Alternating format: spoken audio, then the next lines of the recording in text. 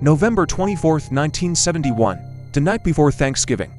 A man boards a Northwest Orient flight in Portland, Oregon. He orders a bourbon and soda, hands a note to a flight attendant, and changes history forever. He called himself Dan Cooper.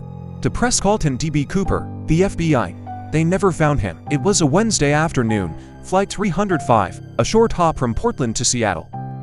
36 passengers, a routine trip, until seat 18C, a man in his mid-40s.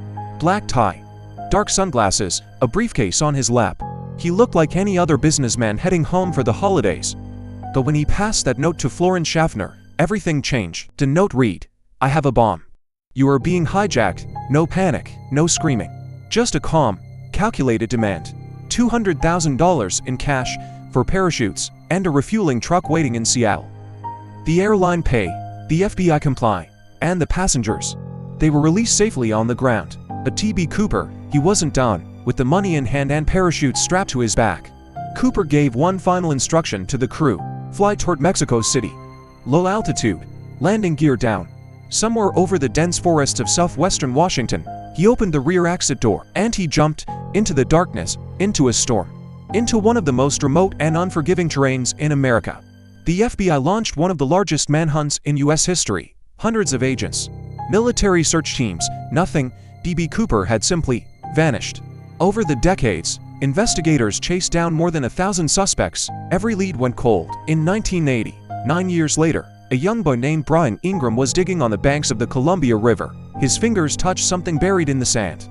Rotting bundles of cash, $5,800, serial numbers matching Cooper's ransom money. But that only deepened the mystery. How did the money end up there? Did Cooper survive? Did he drown? Was the money placed there, or washed there by years of flooding? The FBI considered dozens of suspects over the years. A man named L.D. Cooper, a Vietnam veteran, a parachute instructor, even a woman. In 2016, 45 years after the jump, the FBI officially suspended an active investigation of the case. It remains the only unsolved case of air piracy in American aviation history. But here's the strange part. America didn't want D.B. Cooper caught. He became a folk hero. Movies were made. Songs were written. Every year, the town of Ariel, Washington holds a D.B. Cooper Days festival. Was he a genius? A daredevil? A desperate man with nothing to lose? We may never know. Somewhere out there, in a forest, in a river, or perhaps in a quiet house on a quiet street, the truth about D.B. Cooper, still waiting to be found. Or maybe, he wanted it this way. This has been Dust&Ink. If you think you know who D.B. Cooper really was, drop your theory in the comments. Because this case, it's still open.